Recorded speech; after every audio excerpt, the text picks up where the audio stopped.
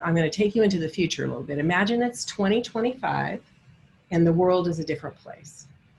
Power and wealth are more equitably shared. The human spirit and the planet are coming back to life. ASU has fulfilled its charter to democratize education and nurture the economic, social, cultural, and overall health of the communities it serves. So how did this happen? How did we get there? Would you like to start, Michael? Well, I mean, 2025 is pretty soon, but you know, we will have gotten there because we realized that our class of institution, our type of institution, had actually been contributing to the non-solution of those items that you listed. Inequities in social outcomes, inequities in economic outcomes, injustices built into our social interactions, environmental failings. Believe it or not, for all that we've done that's positive, we've contributed to those negative outcomes up to this point, those less than idealized outcomes. And so this self-awareness, which is I hope that we have, that then allows us to rethink our intellectual design, build new kinds of schools, build new kinds of programs, reassess who we are, change the model for entry into and from the university, change the footprint of the university from just a sequestered place of a religious order, you know, just thinking about things in a highly rigid, filio-pietistic kind of way, using an ancient English phrase, that we will have stepped past that, and we will now be engaged with the greater society, not just our students and our faculty, working exactly to produce some of those outcomes. And I, as far as I can tell, that's what people are at ASU to do. I mean, that's why we're here. And so we're not just, you know, mercenaries that move around from school to school to school to school looking for the best salary or the best house or the best yard or whatever. You know, we're actually committed to the institution having this kind of outcome. So what I'm hopeful of is that if we make some progress on those things by 2025, it will be because we took this new approach, this new cultural approach, this new design approach, this new empowerment approach, using all assets, including physical technology. Thank you.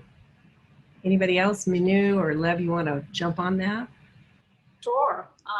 2025 feels terribly close, but we are on our way. I think what will allow us to continue making progress is that we have incredible momentum and direction. And for a lot of people, that's what gets in the way of contributing to significant problems, because it's overwhelming. People don't know where to start. Their cultures are not ready for that kind of work. We are ready. We've been doing it already, so we will accelerate. I think we'll also be there when every student that goes through ASU finds some experiences that opens their own eyes to their own potential for innovation, their own potential for creativity, their own potential for problem solving.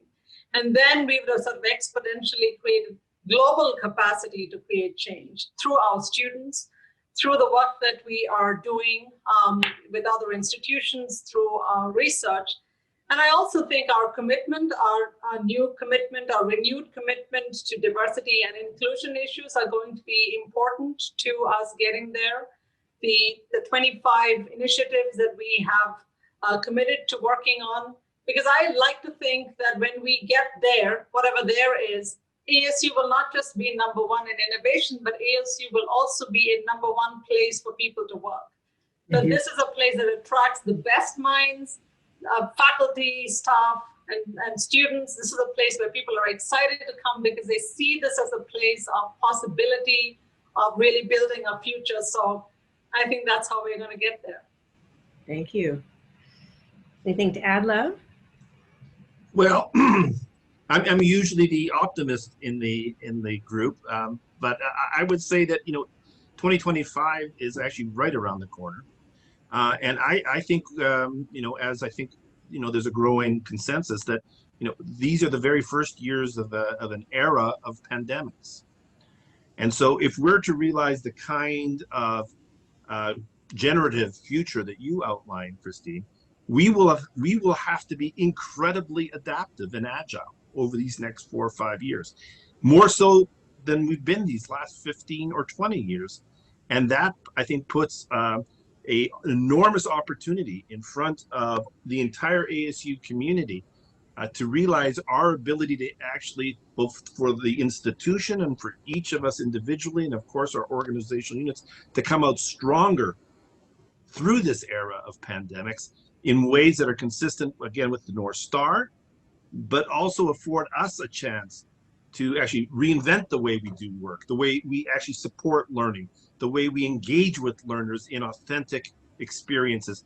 Because so many of the sort of, I would sort of say, again, assumptions of the last sort of post-World War II era, all those are actually, I think, on up for serious contesting right now because of sort of this era. And that, it's, for me, it's not a reset going back to sort of a pre-COVID era as we look forward to 5 years. It's really, how can we create a glide path to the, I think, very positive outcome that you've painted for us, but by being very intentional that we are actually going to be unique among the institutions to offer others insights as to how to get there, but specifically in the context of the era of plagues and pandemics.